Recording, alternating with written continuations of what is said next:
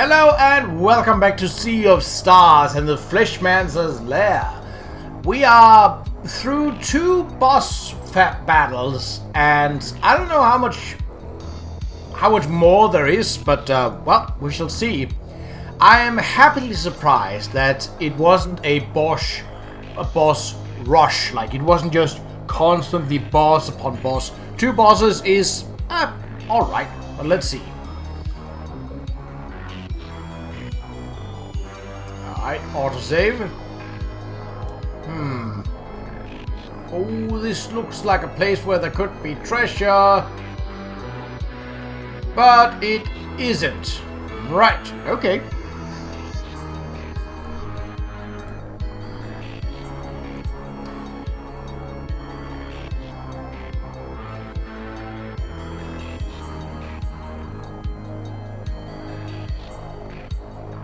Oh, actually, we do need to go back slightly, because if we want to 100% this game, we need to go in here, because question pack number 10. Now that is the last pack that we will actually find, because pack number 11, which is the final one, will only be granted as a reward when we have entered the Golden Pelican, which is the fine establishment in Brisk. And we only get that reward after having beaten the game, after having rolled the credits. So, and I believe that what we will obtain is basically like stuff like that. But yeah. Now we've gotten all the collectibles, aside from all the chests around, but we've gotten all the chests in this place. That's a big old pillar. Would be a shame if someone were to knock it over or something.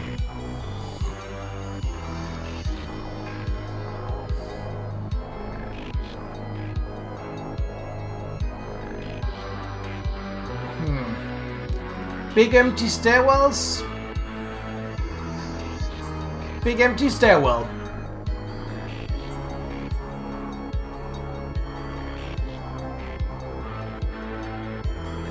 That's alright.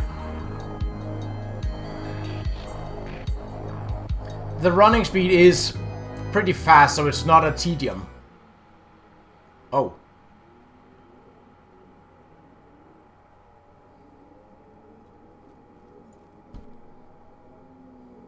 You made it. Congratulations, you've been quite the nuisance. Prepare yourself. Prepare myself? My foolish child filed in Solstice Warriors is beneath me. But you did make it all the way here, so I'll play by the rules. The time has come to decide on the fate of your realm and all of its worlds. Can you defeat my strongest lieutenant? Or will she reign supreme over the cyborgs? Never. Your evil has no place here anymore. My, haven't we grown boastful? Let the matter be settled then. I call on you, my champion. Destroy these interlopers and claim your rightful place as ruler of this world. Come, Elisandrel.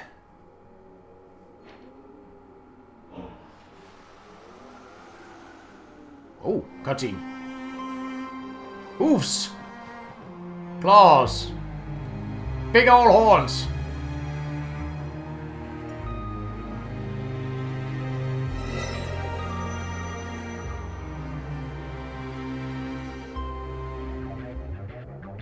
Alina, what have you become?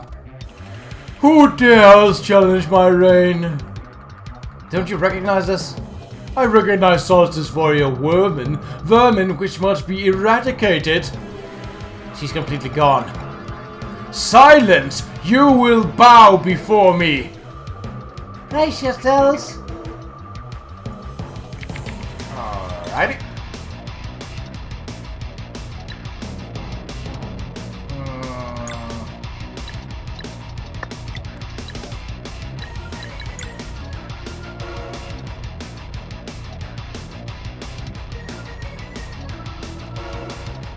Well, we can't really stop her.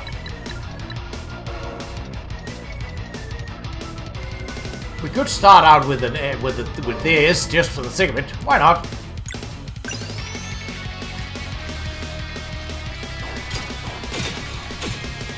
Alright, good damage, good damage. Oh, that actually worked. I didn't anticipate that to work, but it did. Oh, interrupted. A bit late, but hey. Alright, 95. So she doesn't have the greatest of physical defense. But I bet she hits pretty hard.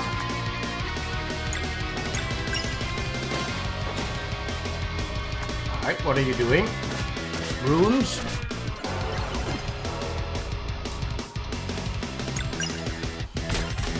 It takes about 100 damage per...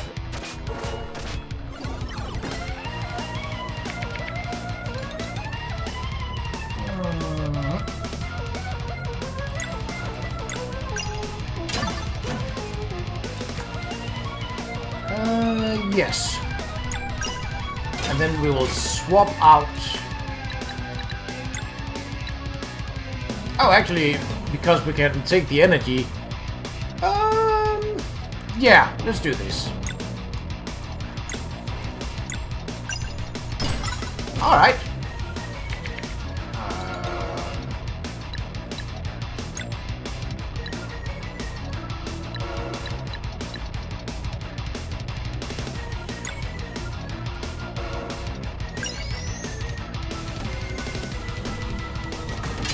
Right. Telekinesis crash.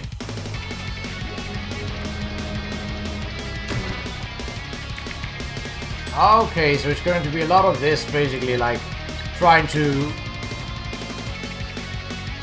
stop her from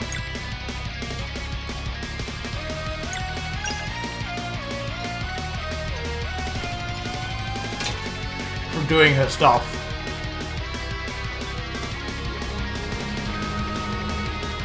Still, the damage output is not great so far, but I bet she has... I mean, this is likely one of those with multiple stages to it. I would be surprised if it wasn't. Okay, that... Ow! I guess best have a better magic defense. Well, alright. Probably not a bad idea that I brought him in then. Well, I did up everyone's magic defense in the last one, so there is that.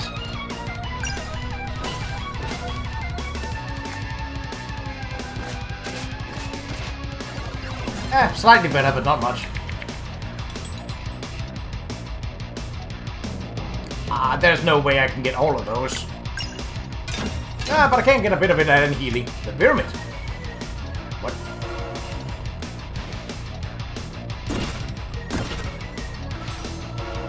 Decent damage, but oh no.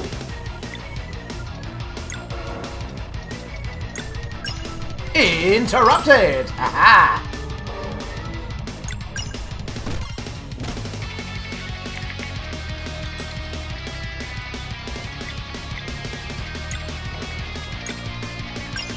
Interrupted again! Haha! And healing for Valere. Because why not? Okay, so magic orbs are important to have because now, for example, I can't block her.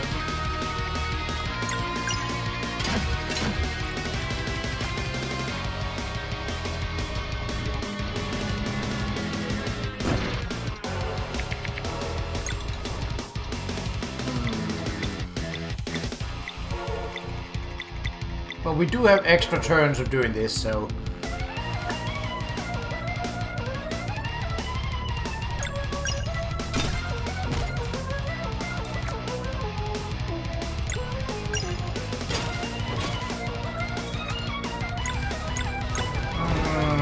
You know what? Let's just take one. Because then we can leave the others out.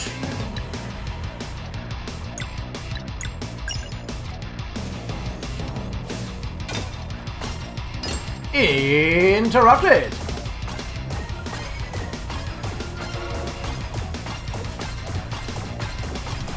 Ooh, 240! Nice!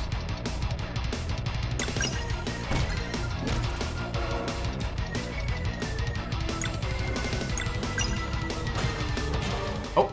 No! I need more power! I need more! Just offs herself and jumps off a tower.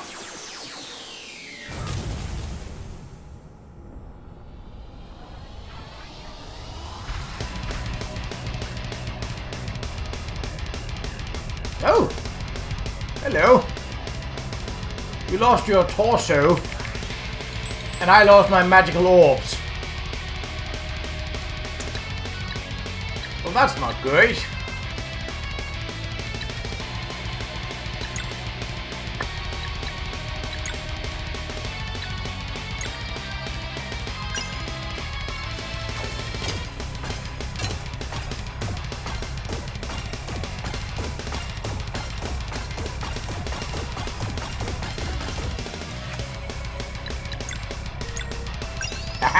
Interrupted. You might be bigger, but you're still interruptible.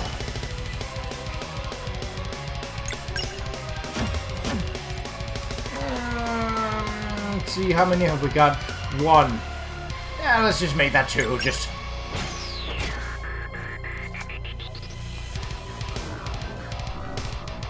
Oh. Ow. Okay. I see.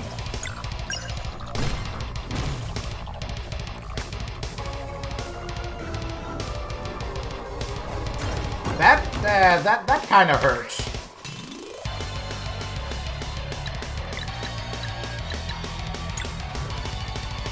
Interrupted. I'll never get tired of that.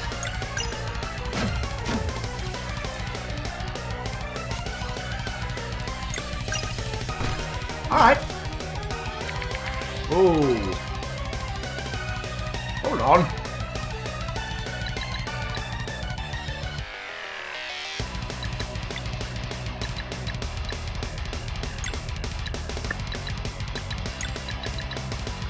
Arcane and Solar Magic multi-hit. Haha! Let's power that up just to see what it does. Now, I don't know where her hitbox is, but I suppose we can figure that out. Is it just everything here? It seems like it. That's why that works. 896! Woohoo! Nice! And healing for Valère.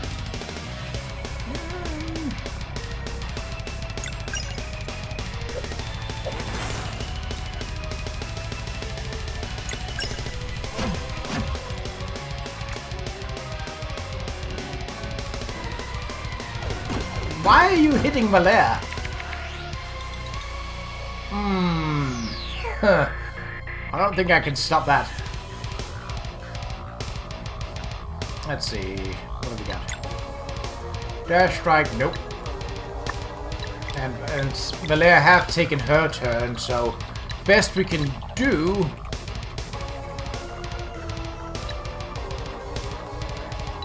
is really just to lower that sword one. Crystal touch. Ooh! What the actual Well.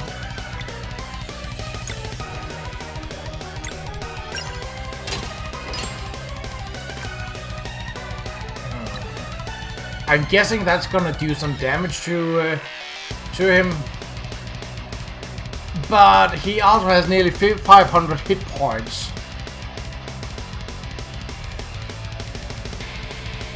Yeah, I'm gonna just see what happens. Shatter. Ow, okay, okay. I can understand why you don't want to do why you don't want that.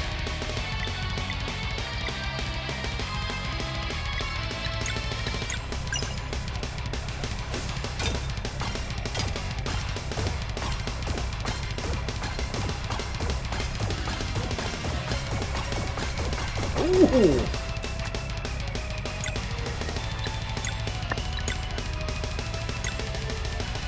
Interrupted! Oh, and we have an ultimate ready. Well, isn't that perfect? We're taking some damage. And now... we got healing.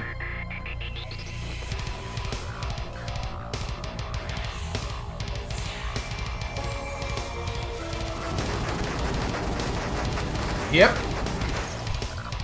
Full hit points, baby.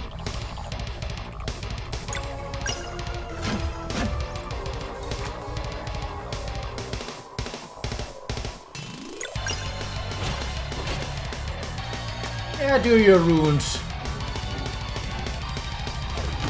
Alright, split out.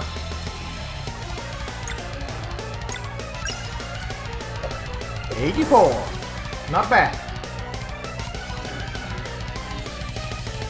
I'm surprised you went to this phase as quickly as you did. That actually has me slightly concerned that there is a third phase. Well, not so much concerned. If it is, then it is.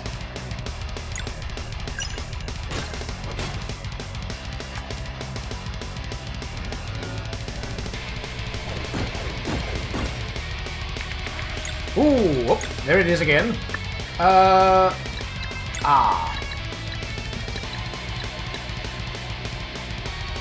You know, this might work.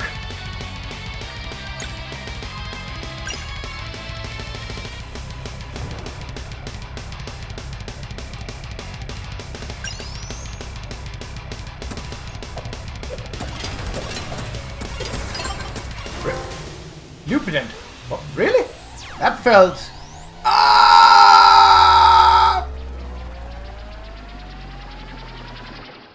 I mean, if that really truly is the end, but my power!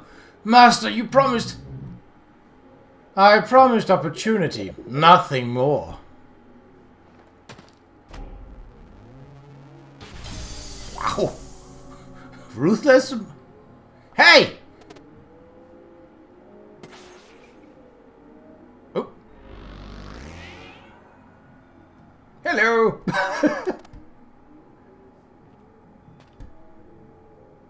They've won. It's time to leave, April. Oh, come on. I want to be there when they see the final surprise. What are you on about?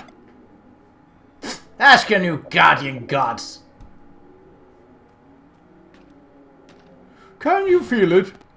Can you feel the love tonight? No, I'm sorry. Couldn't help myself. It's coming from so far away. A world eater.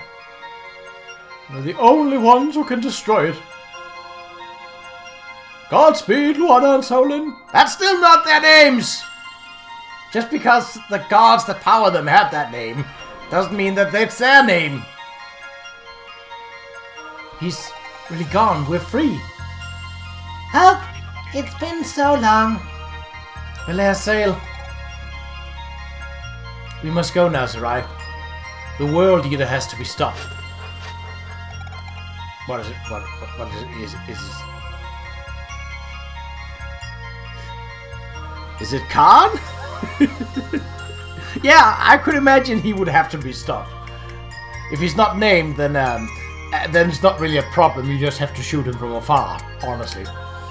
Will he return? We can feel everything now. There's just so much for us to do. So many worlds. I had no idea. This is goodbye then. I guess so, best. Wait!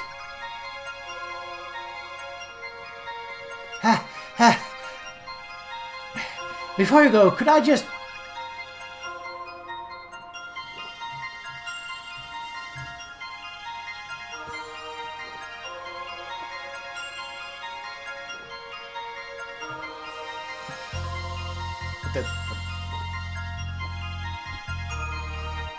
It's been great knowing you. I'll make sure future generations know about your story and remember you always.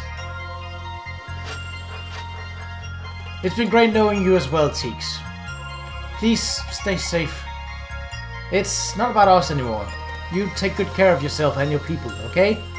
We'll do our best in your memory. It's time to go, Valere. And so our watch begins.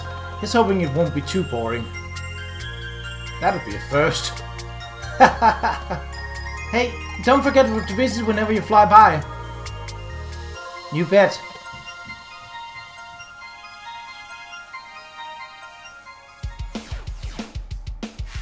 Credits? That feels like a credits. Ah! Right.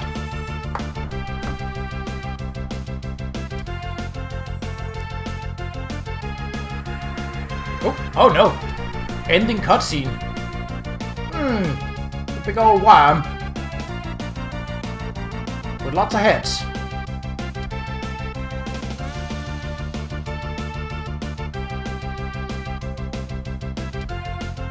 Oh, we are actually... What? Oh!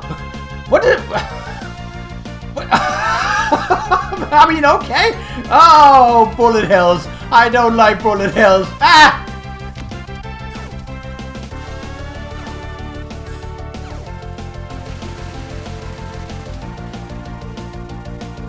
Well...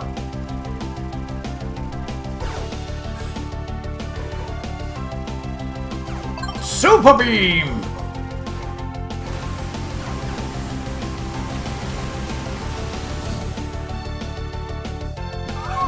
Of all the things that it could turn into, this was not what I had expected.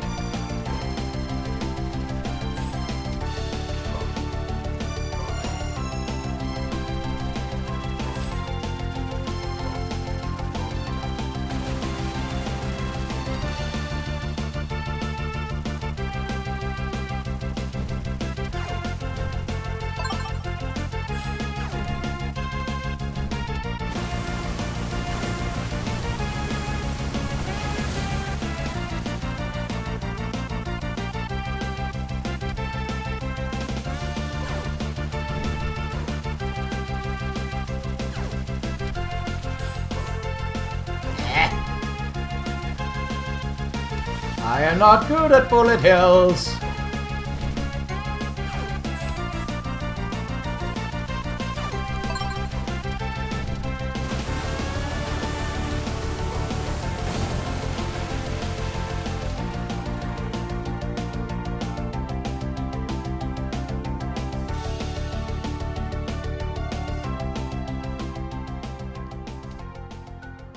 Ah, there we go. I was like, I was not prepared for that. Okay. So, I have some thoughts. I liked the overall story. I think it was good, and I know that RPGs and JRPGs have some of them have a tendency to be very, very long. And a lot of them could likely be cut down to maybe a third of the size if you take out the fluff. And a lot of them have a lot of fluff, which there's a balance between, because you want NPCs to have a interesting story, like just have them being shopkeeper number 74 is a little bit boring. But if they also have side quests and stuff like that, then you can sort of put that in and make it a more immersive world. And I'm all for immersion. But there's also a sort of, how much do you really need, and when does immersion turn into fluff and filler? And that's a balance that you need to have. And I felt that with this, although we're not completely done with the story yet, there is still, as hinted at, a secret, a true ending, quote unquote. And I am going to go for that. So, yeah, this is not the end of this series. But I think this game actually managed that balance pretty well, because it took its time when needed, but it also had the foresight to be like, this segment has already run long, you don't have to do any more than that. So there was definitely I feel that there was a good balance of the story's length and the gameplay. So it didn't feel drawn out, so to say. Okay. Should I be ready with my controller because I put it down? Okay, we get a glimpse of everyone being happy. Malcolmut and Rocky.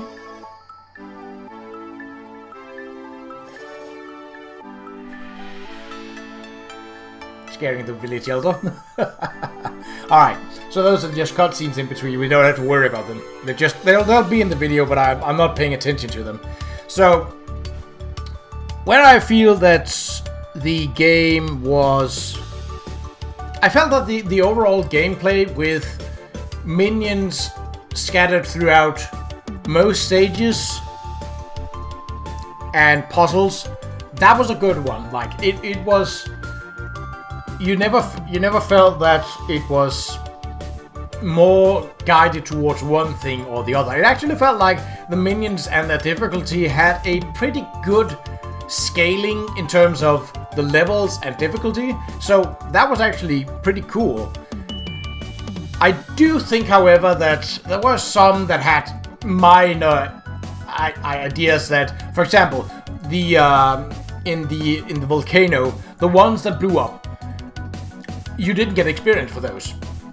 And I'm like, here, you defeated that. Defeating an enemy means they're no longer a threat. Yes, you took an explosion to the face, you took some damage, but the enemy is no longer there. Can we agree on that?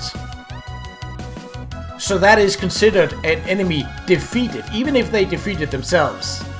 So I should get experience for that. I'm okay with not getting items for that, because, okay, fair enough, that blew up. That makes sense.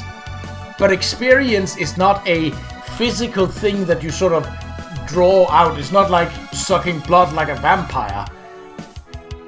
So why did I not get experience for those? But that is... there was very few.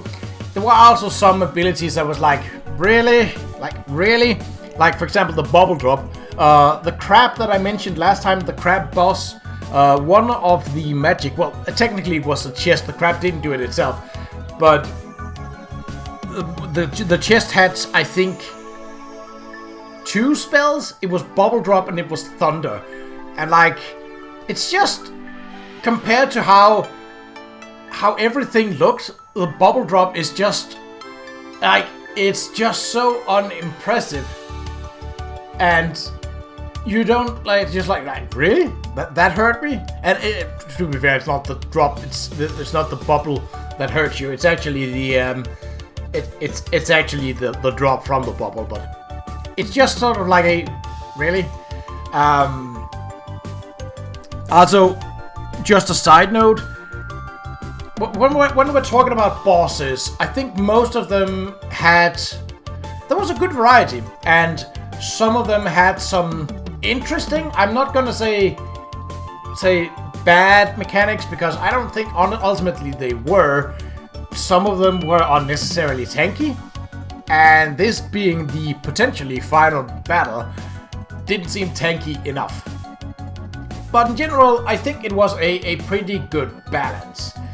Where I think the game falters quite a bit is thematics. Especially, there were times when you were sort of going into how terrible is this thing, like up to the Haunted Mansion. And it's sort of over and it's just sort of like, okay? Like, you don't cash out on the mood that you've been building up. And I felt that instead of sort of going in a sort of always descending kind of style, like you build up tension, maybe a short break. It was more sort of wavy. Like, we go from the the depressing horror of Torment Peak.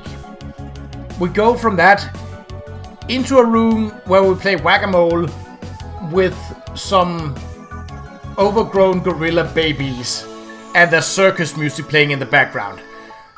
And then, immediate cut after that, we go to their mother in chains, and they are her own babies are the ones feeding her because she pulls them towards her because of her natural maternal instincts. And like, that is dark, but like that tonal shift and like sort of whiplash from that is sort of like still sticking with me. Like, this is obviously what I'm talking about. I think there were definitely situations where they managed to keep it sort of, okay, now the tension's rising, now the tension's rising, now the tension's rising. Okay, here's the cause of the tension. Bam, we beat it down, we dealt with the tension. Right, now new stuff can happen. And that's fine.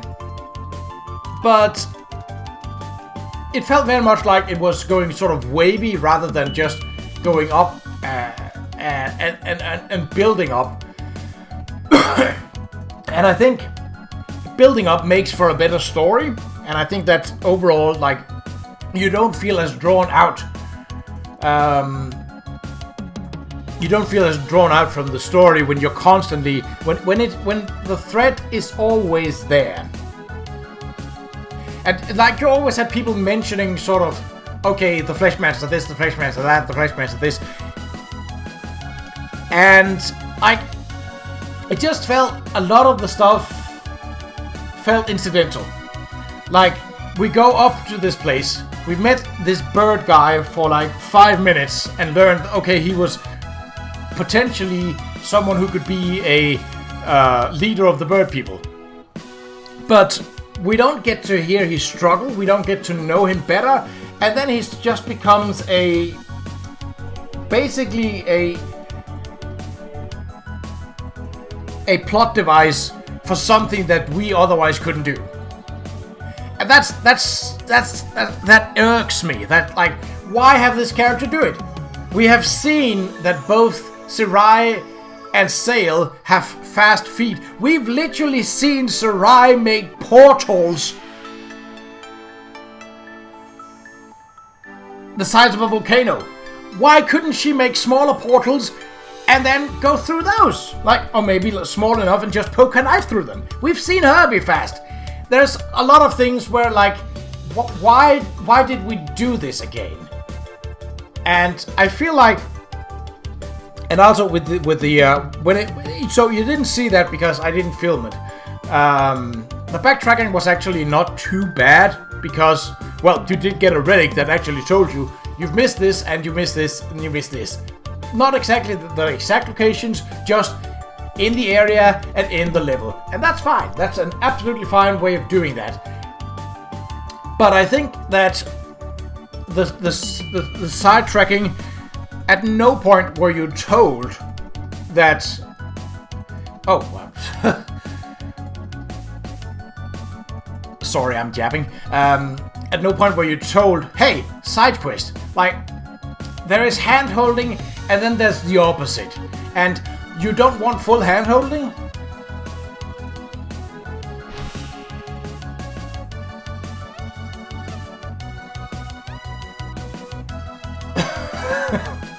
But you definitely want...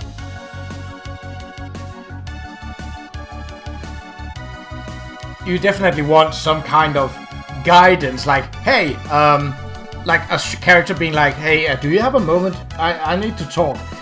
Like, that is not hand-holding. That is a NPC, or in this case, actually an important character, showing you, I have a quest. And that's just sort of like progressing the story. That's not hand-holding. That's telling you, I have a quest. Is telling people someone that you have a quest hand-holding? No, it's hand-holding if you tell them exactly what to do.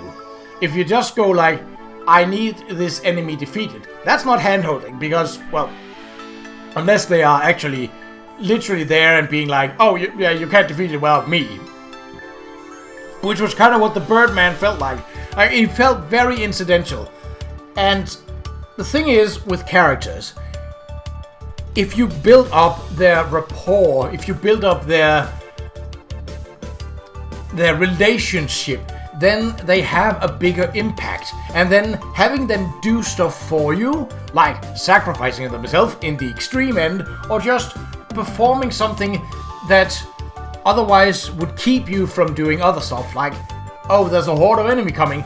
No worries, the 10 NPCs that we've met during the game and are now competent fighters will hold them back while you go after the boss. That's character development. Where to just having been like, hey, this guy is over here and he happens to be nearby when you defeat the boss, and now you need him because he's the only one that can turn a light switch in the final boss's chamber. That's you don't get any meaning to that character. Like Valo, as his name was, the Birdman. Why was he there? It's a pointless NPC. Now, the idea behind Occam's Razor is you only show something if it is important to the story. But when it comes to characters, you can't really have them be Occam's Razors because they're characters. They have personalities. They might not be fully fleshed out and they might be single note, but they're still characters. They are not items.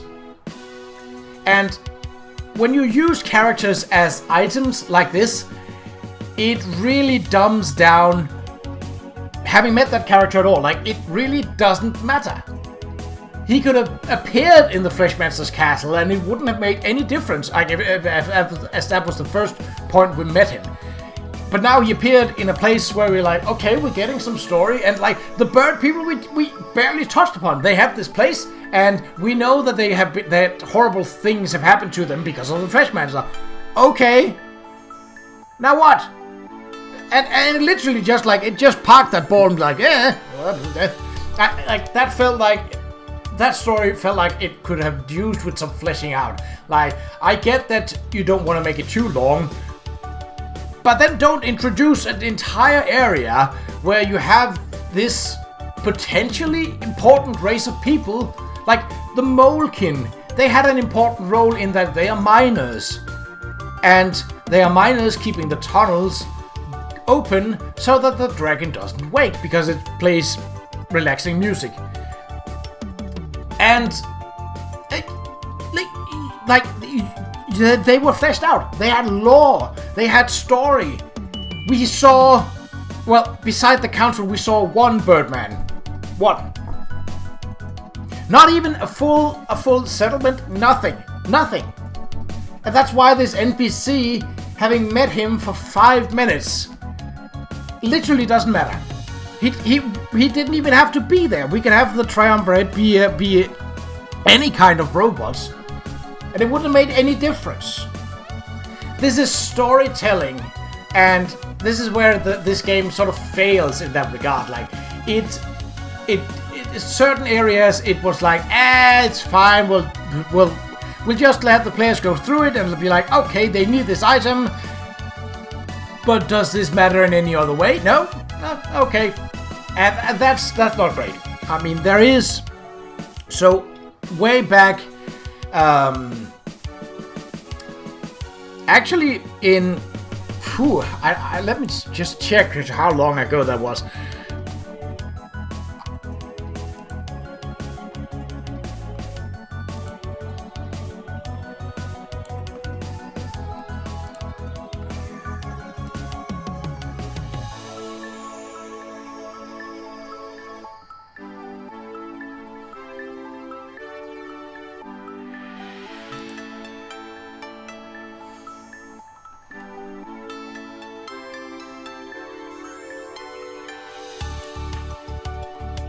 Well, irregardless, basically,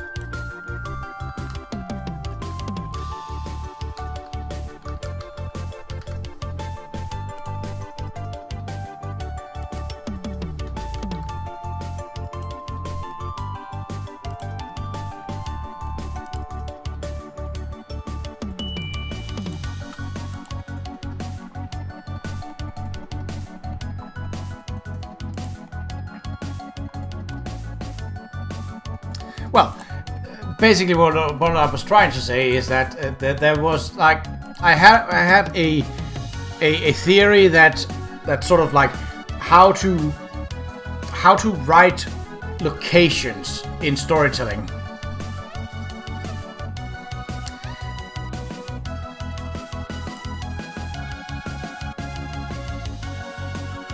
And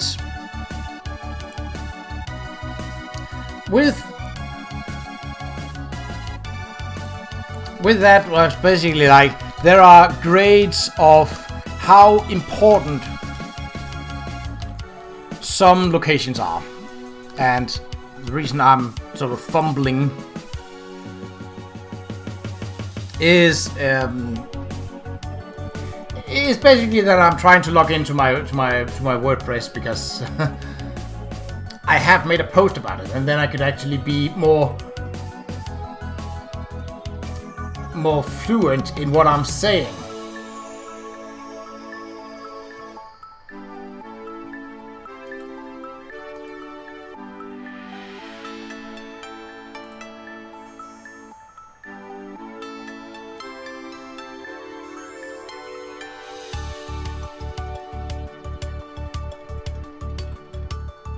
A lot of baggers for this, so that helps.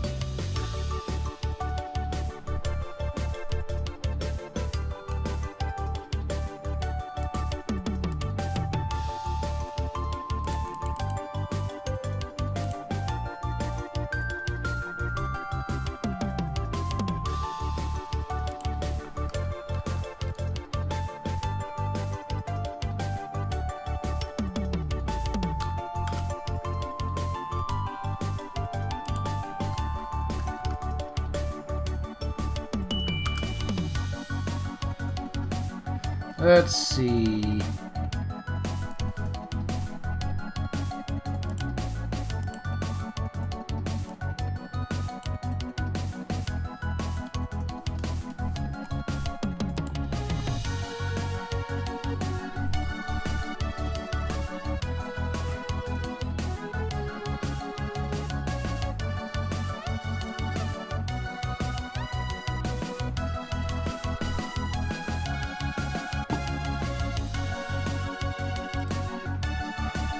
Oh, are we playing now? Nope.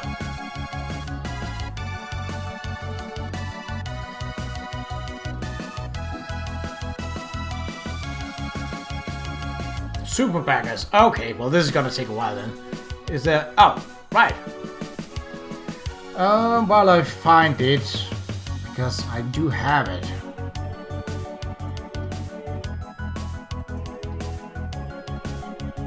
Might be a while back, but well, what do you know? Ah, yeah, this is back from 19, so quite a like. In essence, there are 5 tiers of locations in storytelling,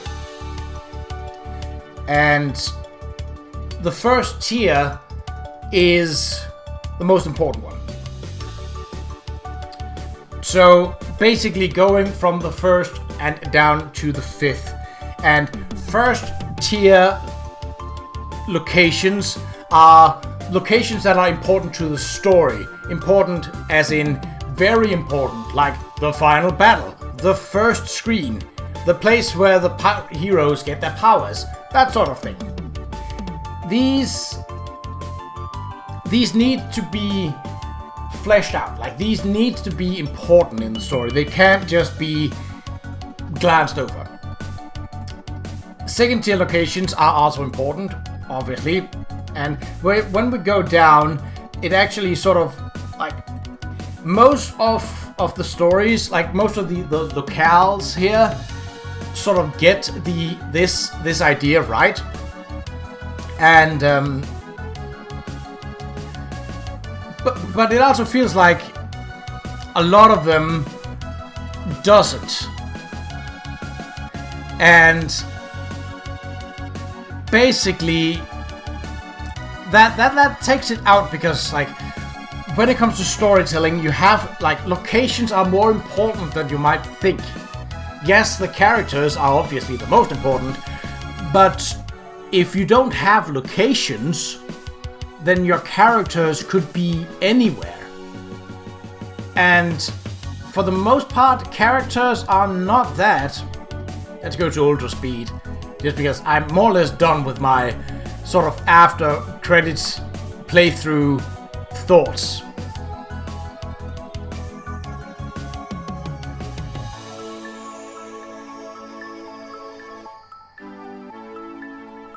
I wonder what happened to Captain Cliché. Alright. Okay, well this is the regular baggers, so that's gonna take even longer to get through than the ultra and top tier baggers. Oh, no way I'm sitting through that one.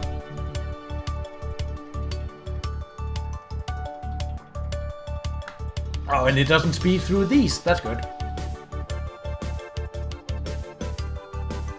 The Artificer and Elon Musk. Baggers continued. Oh dear, why?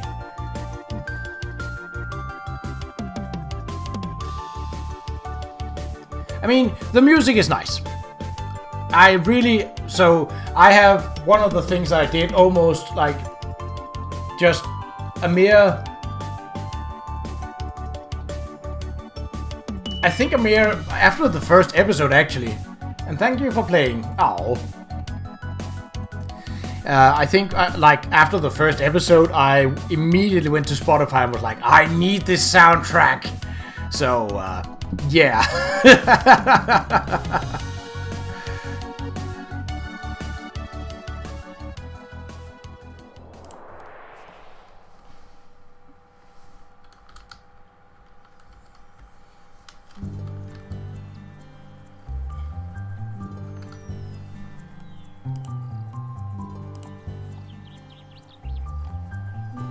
And so we gather each year as they fly by our world in their never-ending watch, and together we remember their story. Hi, Sage. Yes. Is it true they always fly in on the warrior cook's birthday? No one knows for sure. Sounds rather poetic though, doesn't it? Now run along, everyone. I must check in on the crypt's renovations. Thank you for the story, High Sage.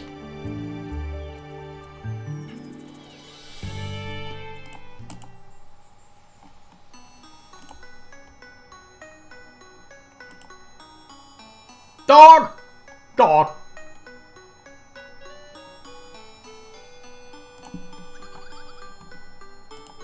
How's the progress? Pretty good. I've been thinking about Yumara's notes. You know about the flood? No worries, I'll make the big window extra thick. Well, do you like the central piece?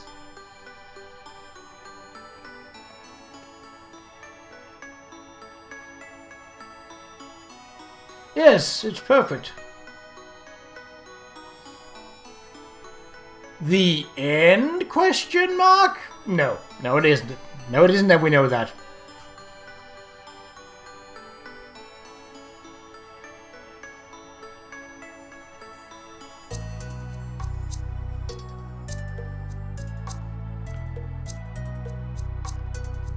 Alright, so now what? Oh. Hey. Oh. A mysterious device has appeared in the moorlands. Ah!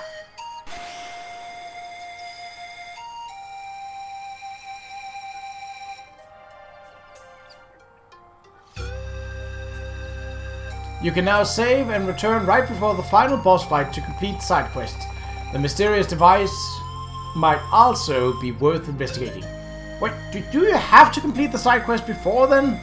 Because one of the side quests you literally can't.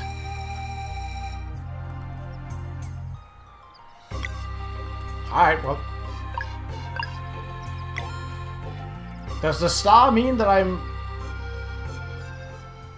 Well, let's see where we are landing before we are ending this episode. Oh!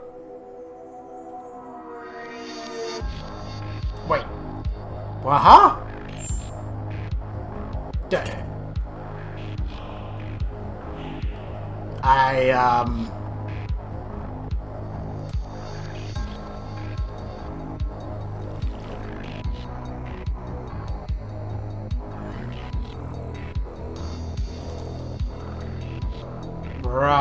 Okay.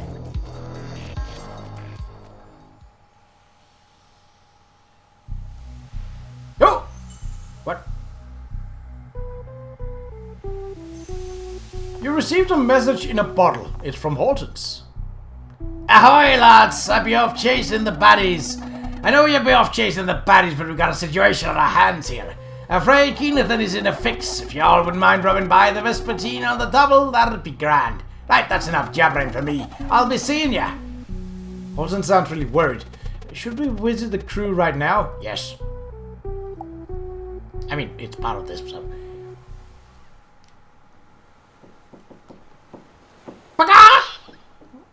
Oh.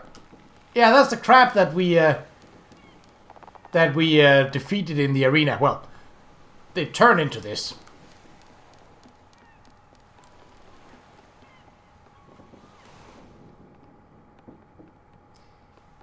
Yeah, we never really went through the Vespertine sort of afterwards, but there was actually also a wheels game here.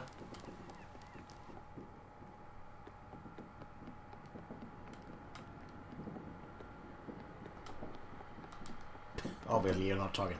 Ahoy there, buddy. Good on you all for showing. Alright, I suppose that was nothing. Aye, Keenathan sure be needing his crew right now. You go ahead. I'll change if needed.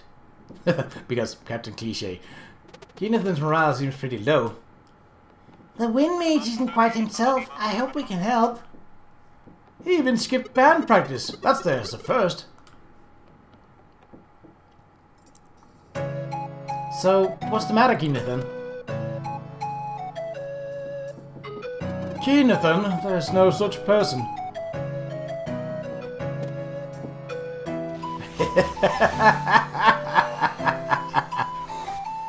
First mate, what's the situation? Captain, why ain't you a sight for sore eyes? Or sobby ones, I suppose. It's Keenathan.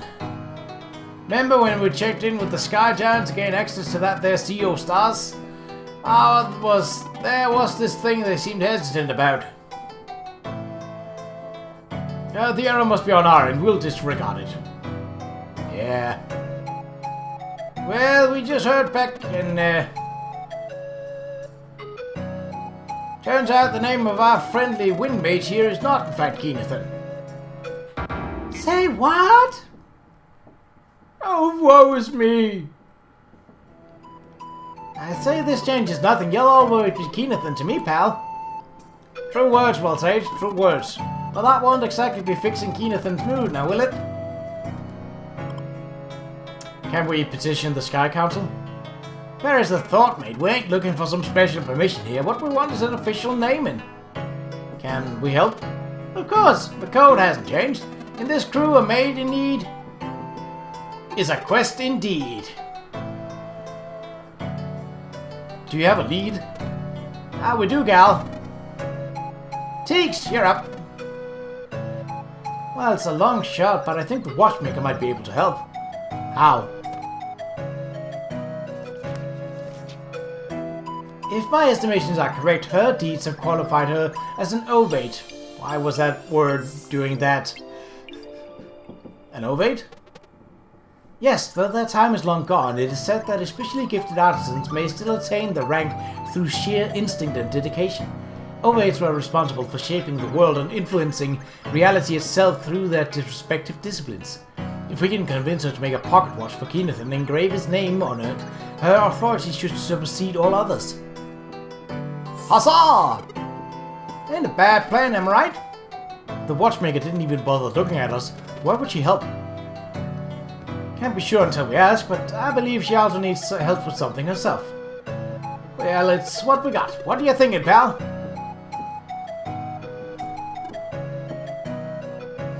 Oh, I'm thinking only one thing, Boltrade. I will get the watchmaker to make me a pocket watch, or my name is not Keenathan. I'll have to hear it. Getting to her workshop and back is kind of a trek. Are you good to sail? All your horses, we got that one figured out already. Alright, little guy, that's your cue. This'll be good. Are we showing it right away? We should explain first. No, we should reveal it first. I think that'd be rude. It's not rude to give people a surprise. Just let Kale do a cool intro. Okay, okay. For too long have the limitations of matter been a boundary. The mission to bring the world into a new age must be supported by new possibilities. Exhaustive was my research, aimed at perfecting synchronicity between space and matter. And now, at long last... Did you build a teleporter to the watchmaker's workshop?